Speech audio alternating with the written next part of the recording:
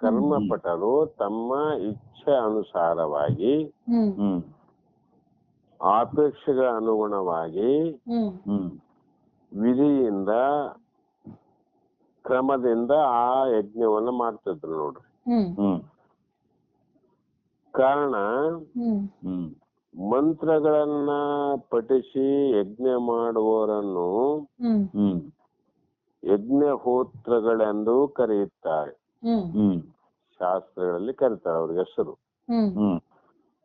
ಪಂಚ ಜ್ಞಾನೇಂದ್ರಿಯಗಳು 5 ಮಂದಿ ಹೋತೃಗಳಿದ್ದಂತೆ. ಇಲ್ಲೇನ್ರಿ ಪಂಚ ಜ್ಞಾನೇಂದ್ರ ಅವಲ್ರಿ, ಶ್ರೋತ್ರ, ತ್ವಕ್ಕು, ಜಿಹ್ವೆ, ನೇತ್ರ, ಗಹನ ಅಂತ ಪಂಚ ಜ್ಞಾನೇಂದ್ರಿಯಗಳೇ ಯಜ್ಞವನ್ನ ಮಾಡೋ ಹೋತೃಗಳು. ಈ ಅವರು ಅಗ್ನಿಕುಂಡಕ್ಕೆ ಮನಸ್ಸು ಆಜ್ಯಗಳನ್ನ ತಂದೊಪ್ಪಿಸುತ್ತಾರೆ. ಇವು 5 ಮಂದಿ ಯಜ್ಞವನ್ನ ಮಾಡೋರೆ ಮಂತ್ರ ಅಂದು ಪಂಚಜ್ಞಾನೇಂದ್ರ ರೂಪಕ್ಕೆ ಕೊಟ್ಟಾರ ಇಲ್ಲಿ. ಇದನ್ನ ಈ ಮನಸ್ಸು ಅದಕ್ಕೆ ಬೇಕಾದ ವಸ್ತುಗಳನ್ನ ತಂದಿಡದ್ರಿ. ಯಜ್ಞ ಕುಂಡಕ್ಕೆ ಏನೇನ್ ಬೇಕ, ತುಪ್ಪ, ಬಟ್ಟೆ, ವಸ್ತ್ರ, ಹಣ್ಣು, ಹಂಪಲು, ಹಿಂಗೆ ಎಲ್ಲ ಒಂದೊಂದು ವಿಷಯ. ಈ ರೀತಿಯಾಗಿ ಇಂದ್ರಿಯಗಳು ತಮಗೆ ಸಂಬಂಧಿಸಿದ ಪ್ರಚೋದನೆಗಳನ್ನು ವ್ಯಕ್ತಿಯ ಅಂತಃಕರಣಕ್ಕೆ ತಂದು ಒಪ್ಪಿಸುತ್ತವೆ. ಯಜ್ಞ ಮಾಡೋರಿಗೆಲ್ಲ ತಂದು ಕೊಡ್ತಾರಲ್ರಿ. ಅದರಂಗೆ 5 ಮಂದಿ ಕಣ್ಣಿಗೆ ಏನ್ ಬೇಕು ರೂಪ ತಂದು ಕೊಡ್ತದ, ಕಿವಿಗೆ ಏನ್ ಬೇಕು ಶಬ್ದ ತಂದು ಕೊಡ್ತದ. ಇವ್ರು 5 ಮಂದಿ ಕೈಯಲ್ಲಿ 5 ವಸ್ತುಗಳನ್ನು ಕೊಟ್ಟು ನಾಲಿಗೆ ರುಚಿಯ ಅನುಭವವನ್ನು ತಂದು ಕೊಡುತ್ತದೆ. ಇದೇ ಪ್ರಕಾರವಾಗಿ ಅಗ್ನಿ ಕುಂಡದಲ್ಲಿ ಅಗ್ನಿಯು ನಾನಾ ಮುಖವಾಗಿ ಪ್ರಜ್ವಲಿಸುತ್ತದೆ. ಪೂರ್ವ ವಾಸನೆಗಳೆಂಬ ಚಕ್ಕೆ ಸಂಯುಕ್ತಗಳಿಂದ ಆಗಲೇ ಉರಿಯುತ್ತಿದ್ದ ಜ್ವಾಲೆ.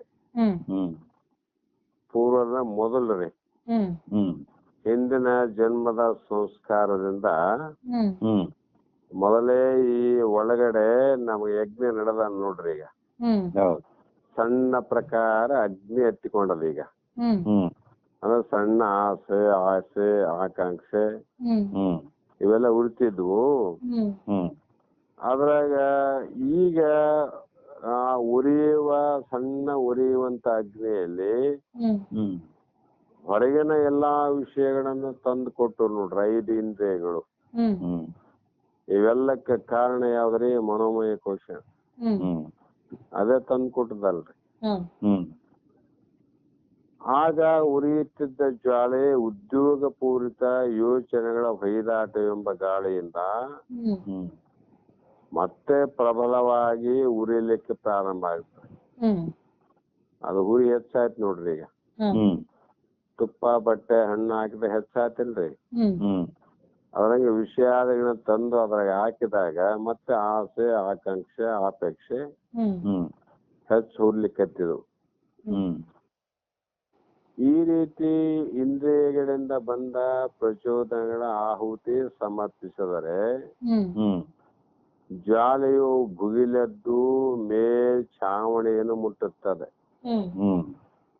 ಅದು ಕುಂಡಲದಲ್ಲಿ ಇದ್ದಂಥದ್ದು ಹೊರಗ ಯಜ್ಞ ಮಾಡೋ ಕೋಣೆಯ ಮೇಲೆ ಕೂಡ ಮುಟ್ಟುವ ಪ್ರಕಾರ ಉರಿತಿದ್ರೆ ಯಜ್ಞ. ಅದ್ರಂಗ ಸುಪ್ತವಾಗಿರ್ತಕ್ಕಂತ ಆಸೆ ಆಕಾಂಕ್ಷೆ ಅಮಿಕ್ಷೆ ಇವೆಲ್ಲವೂ ಕೂಡ ಈ ಮನಸ್ಸಿನ ವಿಕಾರದಿಂದ ಅದರ ಆಪೇಕ್ಷೆಗಳಿಂದ ಇದು ನಮ್ಮ ಹೊರಗೂ ಕೂಡ ಪ್ರಜ್ವಲವಾಗಿ ಉರ್ಲಿಕ್ಕೆ ಶುರು ಮಾಡ್ತಾರೆ. ನಮ್ಮ ಮನಸ್ಸಿನ ರಾಗ ದ್ವೇಷಗಳು ಹೊರಗೂ ಕೂಡ ಬೆಳೆದ್ಬಿಟ್ಟವು. ಈ ರೀತಿ ಯಜ್ಞದಲ್ಲಿ ನಾವು ಅಗ್ನಿ ದೇವತೆಯನ್ನ ಪ್ರಾರ್ಥಿಸಿ ಆಹ್ವಾನಿಸುತ್ತೇವೆ. ಸುಪ್ರೀತನಾದ ಅಗ್ನಿದೇವನು ಪ್ರಸನ್ನನಾಗಿ ಏನ್ ಮಾಡ್ತಾನ್ರಿ? ಯಜ್ಞಕ್ಕೆ ಸಂಬಂಧಪಟ್ಟವರೆಲ್ಲರನ್ನು ಅವರನ್ನೆಲ್ಲ ಹರಸಿ ಆಶೀರ್ವದಿಸಿ ಅನುಗ್ರಹಿಸುತ್ತಾನೆ. ಯಾರು? ಯಜ್ಞಕ್ಕೆ ಸಂಬಂಧಪಟ್ಟ ಅಗ್ನಿದೇವ. ಈ ರೀತಿ ರೂಪಕದಲ್ಲಿ ಇದೊಂದು ರೂಪಕ ಮಾಡಿ ಹೇಳಿದಂತ ಮಾತ್ರ ಇದು. ಇದು ಮನೋಮಯ ಕೋಶದ ಯಜ್ಞದಲ್ಲಿ ಯಜ್ಞ ದೇವತೆಯು ಪ್ರತ್ಯಕ್ಷನಾಗಿ ಜಗತ್ತಿನ ನಾಣತ್ವ ಭಾವವನ್ನು ಇಂದ್ರಿಯಗಳ ವಿಷಯಗಳ ಅರ್ಹನು ಮುಂದುವರಿಸುವಂತೆ ನಮ್ಮನ್ನ ಹರಿಸುತ್ತಾನೆ. ಆತ ನಿಮ್ಗೆ ಮುಂದ ಇಷ್ಟ ಏನದ ಅದನ್ನ ಅನುಗ್ರಹ ಮಾಡಿ ಹೋಗ್ತಾನಲ್ರಿ ಅಗ್ನಿದೇವ.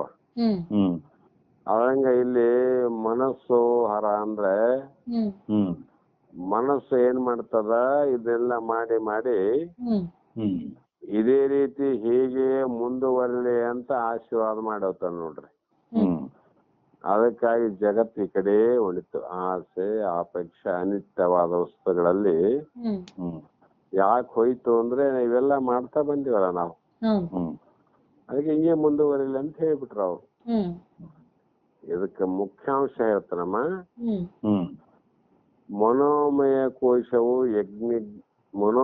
ಕೋಶವು ಯಜ್ಞದ ಅಗ್ನಿಯಂತೆ ಪ್ರಜ್ವಲಿಸುತ್ತಿರುವುದು. ಇದರೊಳಗ ಪೂರ್ವ ವಾಸನೆಗಳ ಇಂಧನದಿಂದ ಅದು ಉರಿ ಹಚ್ಚಬೇಕಾದ್ರೆ ಏನ ಹಾಕ್ಬೇಕಲ್ರ ಮೊದಲು. ಇದಕ್ಕೇನ್ರಿ? ಪೂರ್ವ ವಾಸನೆಗಳ ಇಂಧನ, ಒಂದು ಎಣ್ಣೆ ಇದ್ದಂಗ. ಯಜ್ಞದ ಹೋತ್ರಗಳು ಅಜ್ಜವೇ ಮೊದಲಾದ ಅವಿಷನ್ನು ಯಜ್ಞ ಕುಂಡದಲ್ಲಿ ಸುರಿಯುವಂತೆ ವಿಷಯಗಳ ಪ್ರಚೋದನೆಗಳನ್ನು ಪಂಚೇಂದ್ರಿಯಗಳು ಹೊತ್ತು ತಂದು ಈ ಯಜಮಾನ ಅಲ್ಲ ಮನೋಮಯ ಆ ಮನಸ್ಸಿಗೆ ತಂದು ಅರ್ಪಣೆ ಮಾಡ್ತಾವ ನೋಡ್ರಿ. ಇಲ್ಲಿ ದಾಷ್ಟಾಂತದಲ್ಲಿ ಹೇಳೋದು. ಇದರಿಂದ ಅಗ್ನಿಯು ಪ್ರಬಲವಾಗಿ ಪ್ರಜ್ವಲಿಸುವುದು. ತನ್ನ ಅಂತರಾಳದಲ್ಲಿ ಹುದುಗಿರುವ ವಾಸನೆಗಳ ಬಲದಿಂದ ಮನಸ್ಸು ತನ್ನ ಸಂಕಲ್ಪಗಳನ್ನು ಯೋಚನೆಗಳ ಹೊಯ್ದಾಟ ರೂಪದಲ್ಲಿ ಅನಂತ ಪ್ರಕಾರವಾಗಿ ವ್ಯಕ್ತಪಡಿಸುತ್ತದೆ. ಅದಕ್ಕೆ ಎಲ್ಲರ ಮನಸ್ಸು ಒಂದೇ ಪ್ರಕಾರದಿಂದ ವ್ಯಕ್ತ ಆಗೋದಿಲ್ರಿ. ಒಬ್ಬೊಬ್ಬರ ಮನಸ್ಸು ಒಂದೊಂದು ಪ್ರಕಾರದಿಂದ ವ್ಯಕ್ತವಾಗ್ತವೆ.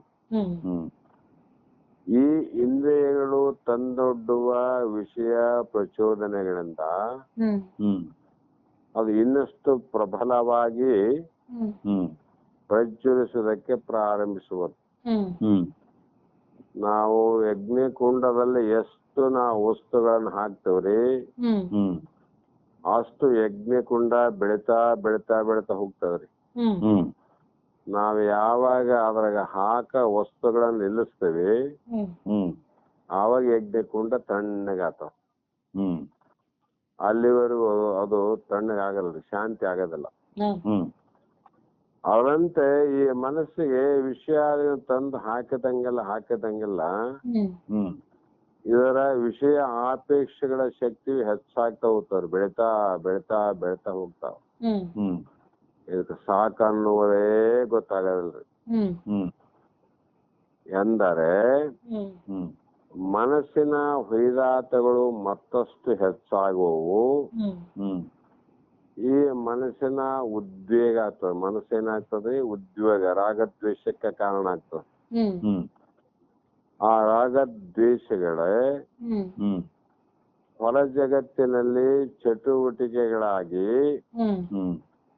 ಅವೇ ಕಾರ್ಯರೂಪದಲ್ಲಿ ಪ್ರಕಟ ಆಗುವುದು. ಅಲ್ಲಿ ಕಾಮ ಆಗ್ಲಿಲ್ಲ, ಕ್ರೋಧ ಆಯ್ತು, ಲೋಭ, ಅದಾದ್ರೆ ಮದ, ಅದಾದ್ರೆ ಮತ್ಸರ, ಇವೆಲ್ಲವೂ ಕೂಡ ತನ್ನಲ್ಲಿ ಇದ್ದದ್ದು ಹೊರಗೆ ಎಲ್ಲ ಪ್ರಕಟವಾಗಿ ಇವೆಲ್ಲಕ್ಕೆ ಕಾರಣ ಯಾವುದು ಅಂದ್ರೆ ಮನೋಮಯ ಕೋಶದ ವ್ಯಾಪ್ತಿಯಲ್ಲಿ ನಡೆಯುವಂತ ಕ್ರಿಯೆಗಳು ವಿನಃ ಮನಸ್ಸಿಗೆ ಮನಸ್ಸಿನ ವ್ಯವಹಾರಕ್ಕೂ ಮನಸ್ಸಿನ ಸರ್ವ ಸಂಕಲ್ಪಕ್ಕೂ ಮನಸ್ಸಿನ ಸರ್ವ ವಿಕಲ್ಪನೆಗೂ ಮನಸ್ಸಿನ ನಾನಾ ಯೋಚನೆಗಳಿಗೂ ಸಾಕ್ಷಿಯಾಗಿರತಕ್ಕಂತ ಆತ್ಮ ಈ ಮನೋಮಯ ಕೋಶ ಹೇಗಾದೀತು? ಆಗೋದಿಲ್ಲಲ್ರಿ. ಯಾಕಂದ್ರೆ ಆತ್ಮನ ಲಕ್ಷಣ ಅನ್ನುವಂಥದ್ದು ಈ ಮನೋಮಯ ಕೋಶದಲ್ಲಿ ವ್ಯತಿರೇಕ ಅವ್ರಿ. ಅನ್ವಯ ಅಂದ್ರೆ ಸಮ ಇಲ್ಲ ಅಂತ. ಆತ್ಮನಿದ್ದಂತ ಲಕ್ಷಣಗಳು ಮನೋಮಯ ಕೋಶದ ಲಕ್ಷಣಗಳು ಸಮವಾಗುವುದಿಲ್ಲ. ಇವೇ ಬೇರೆ ಅವೇ ಬೇರೆ. ಆ ಲಕ್ಷಣ ಯಾವಾಗಲೂ ಇರೋವು, ಈ ಲಕ್ಷಣಗಳು ಯಾವಾಗಲೂ ಕಳೆದು ಹೋಗುವು. ಅದಕ್ಕಾಗಿ ಮನೋಮಯ ಕೋಶಕ್ಕೆ ಸೇರಿದ್ದೇವೆ ವಿನಃ ಇಷ್ಟೆಲ್ಲಾ ಕಾರ್ಯಗಳು ಜಗತ್ತಿನಲ್ಲಿ ಬಾಹ್ಯದಲ್ಲಿ ಅಂತರಂಗದಲ್ಲಿ ನಡೆದರೂ ಕೂಡ ಇದು ಆತ್ಮನಿಗೆ ಸಂಬಂಧಪಟ್ಟು ಅಲ್ಲ ಅಂತ ಇಲ್ಲಿ ಹೇಳಿದ್ರಮ್ಮ. ಮತ್ತು ಇನ್ನು ಮನೋಮಯದ ಕೋಶದ ಬಗ್ಗೆ ಇನ್ನು ಮುಂದೆ ಹೇಳೋರಾರ. ಇಲ್ಲಿಗೆ ಇವತ್ತು ಸಮಯ ಆಗ್ಯದಮ್ಮ. ನಾಳೆ ದಿನ ಮತ್ತೆ ಈ ಮನೋಮಯ ಕೋಶದ ಬಗ್ಗೆ ವಿಚಾರ ಮಾಡ್ಬೇಕಾಗ್ಯದ. ಯಾಕಂದ್ರೆ ಇದು ಎಲ್ಲಾ ಕೋಶಗಳಲ್ಲಿ ಪ್ರಬಲವಾದದ್ದು ಈ ಮನೋಮಯ ಕೋಶ. ಈ ಮನಸ್ಸೇ ಎಲ್ಲವನ್ನ ಸೃಷ್ಟಿ ಮಾಡದೆ, ದೇವರನ್ನ ಸೃಷ್ಟಿ ಮಾಡದೆ ಮನಸ್ಸು, ದೆವ್ವನ್ನ ಸೃಷ್ಟಿ ಮಾಡದೆ ಮನಸ್ಸು, ನಿತ್ಯವಾದ ಜಗತ್ತನ್ನ ಸತ್ಯ ಅಂತ ಸೃಷ್ಟಿ ಮಾಡಿದ್ದು ಮನೋವಿಕಲ್ಪನೆ. ಅದಕ್ಕಾಗಿ ಇದು ಬಹಳ ಪ್ರಬಲ ಅದ. ಈ ಮನೋಮಯ ಕೋಶದ ಬಗ್ಗೆ ಇನ್ನಿಷ್ಟು ತಿಳಿದುಕೊಳ್ಳಬೇಕು ಅಂತ ವಿಚಾರ ಮಾಡಿ ಇನ್ನೂ 2-3 ಶ್ಲೋಕಗಳನ್ನ ಹೇಳೋರಿದ್ದಾರೆ. ಅದನ್ನು ಕೂಡ ನಾಳೆ ವಿಚಾರ ಮಾಡೋಣ ಅಂತಕ್ಕಂತ ಮಾತನ್ನ ಹೇಳಿ ಇಲ್ಲಿಗೆ ಮಂಗಲವನ್ನು ಹೇಳೋಣ.